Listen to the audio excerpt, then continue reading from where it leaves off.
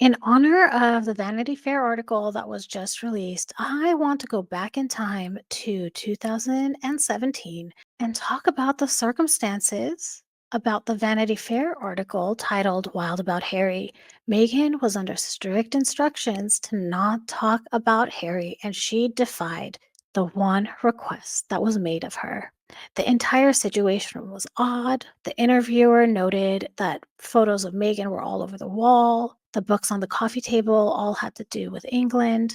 And all of a sudden, Marcus Anderson shows up. So, what does all this mean? Let's talk about it. But before we begin, here's the intro. Welcome to Revealing the Narc. Join me as I highlight narcissistic traits in celebrities and public figures. Everything here is in my opinion and not professional advice. If you enjoy the analysis, please like and subscribe. In September 2017, there was a story in Vanity Fair titled Wild About Harry, and Meghan was on the cover of the magazine. I want to read to you some excerpts from Tom Bower's Revenge to highlight what I think are things that are really weird. I'm going to read excerpts of it, but I'm going to read it as if it's one paragraph, okay? So this is all in chapter 17 of Tom Bower's Revenge. Sam Kashner, a longstanding contributing editor at the magazine, was assigned for the interview. I don't know who this woman is and I've never heard of Suits, Kashner told his editor before flying to Toronto in late June. Contrary to Omid Scobie's assertion that Meghan wanted to tell the world I'm in love and did the interview with Harry's blessing, Kashner arrived in the pouring rain at Meghan's home, knowing that his interviewee was under strict orders to maintain tight-lipped silence about sensitive subjects: Donald Trump, race, their relationship, and especially himself. He was not to be mentioned. At 12:30, Kashner watched Meghan prepare lunch in a tiny kitchen. "I baked a cake," she added. As she darted in and out, pummeling him with questions about his school, marriage, and work, Kashner began to sense a reversal of roles. Looking around, Kashner noticed that the kitchen walls were covered with photos of herself, and the books piled on the coffee table were picture guides and history books of London. Okay, so let's analyze this a little bit before we move forward. So Meghan was told the topics that she is not to talk about. She was explicitly told by Harry. Then we see that Meghan is preparing lunch. I'm not sure if this is something that happens ordinarily where lunch is prepared during an interview. It just sounds really odd to me that this is the setting that this interview is taking place. She then draws attention to the fact that she baked a cake. I think that she's doing this to try to make it seem she's putting in effort.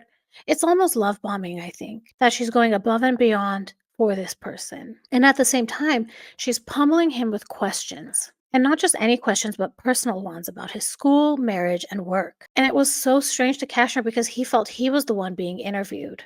I want to talk about this and expand on this a little more. This asking a lot of questions. This is something that I've noticed in my relationship with narcissists. One of the reasons they do this is to gather information for future manipulation. They collect these personal details to later use against you if needed. They may probe for vulnerabilities, weaknesses, or emotional triggers that they can exploit later. If they detect something they can mirror, they will use it to build false rapport. Mirroring is when narcissists study their target in order to reflect their interests, values, and experiences back at them. This may make you feel like you've met someone who truly gets you, fostering this instant connection and trust. Once they've secured this admiration or trust, they may start exerting control over time. One of the pieces of advice I give to my friends when going on a first date is try not to talk too much and expose too much about yourself. Because if the person sitting across from you is a narcissist, they'll try to make you feel comfortable and open up yourself, but that these questions that are just probing and deep will cause and foster this artificial sense of intimacy. This is part of the love bombing that can occur. If we think about this in Harry and Meghan's relationship, I think this happened a lot between Harry and Meghan in the beginning.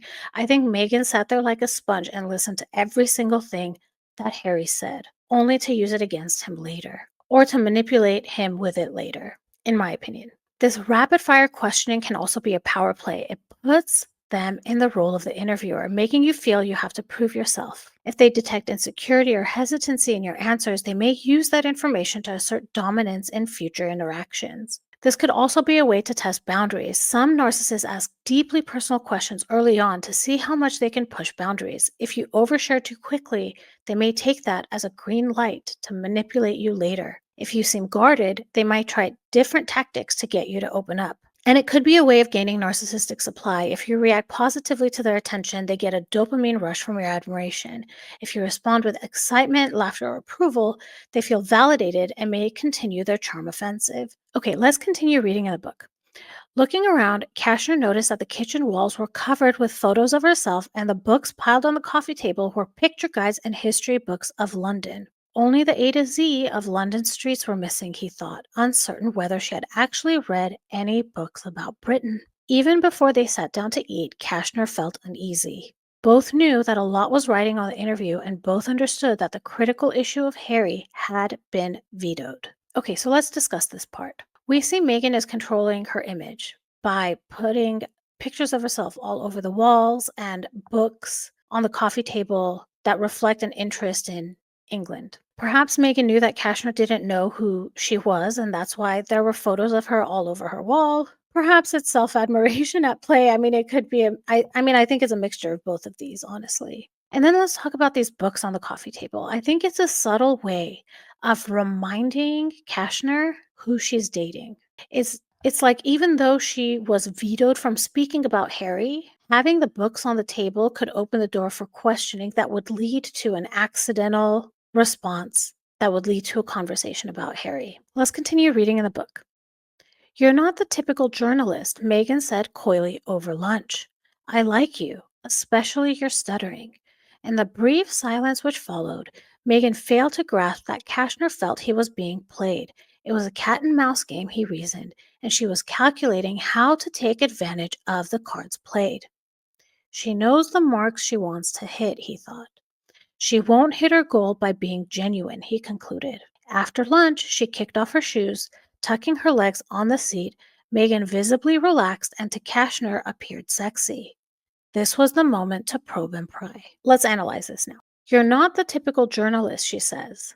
So she starts off with this compliment, but then it's almost underhanded because she says, I like you, especially your stuttering. She has spotted a vulnerability and she seems to be exploiting it with that sentence. Kashner, though, he feels he's being played. And that's the thing when you feel like you're being manipulated or played, you can feel it in your gut. It's so important to listen to your body when you're around someone and something seems off. To me, reading all of this, it sounds like very predatory behavior. Even Kashner has mentioned that he thought it was a cat and mouse game. Kashner, though, is smart. When he senses he's being manipulated, he tries to take advantage of the situation too. Because when he notices that Megan starts getting comfortable, that's when he goes in with, Tell me about Harry. According to Tom Bauer, this is what happens next. We're a couple. We're in love, Megan unexpectedly replied into the recording device. Eventually, she uttered, I'm sure there will be a time when we will have to come forward and present ourselves and have stories to tell. But I hope what people will understand is that this is our time. This is for us. It's part of what makes it so special, that it's just ours. But we're happy. Personally, I love a great love story. Let's stop reading there. Megan reached the goal that she had, which was to talk about Harry. She defied what she was told to do. At this point, I think it said earlier in the book that this interview is happening June of 2017. So if you believe Meghan and Harry's timeline, they've been together about a year at this point. She was asked a simple request, and she already was not listening. I guess this is another example of what Meghan wants, Meghan gets. Let's go on to the next topic that really surprised me in this section of the book. The passage begins. Unexpectedly, Marcus Anderson arrived. Their conversation was interrupted. I wanted you to meet some of my friends, explained Meghan about the Soho House manager and social fixer standing in the doorway, holding a bottle of wine. Baffled, Kashner became more puzzled as the two engaged in an incomprehensible conversation.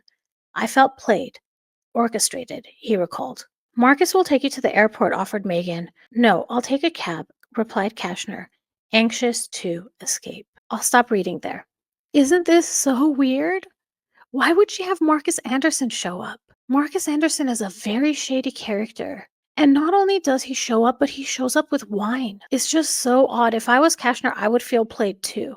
I understand that part of Meghan's endgame here was to talk about Harry, but I feel there's a lot more she was trying to accomplish here.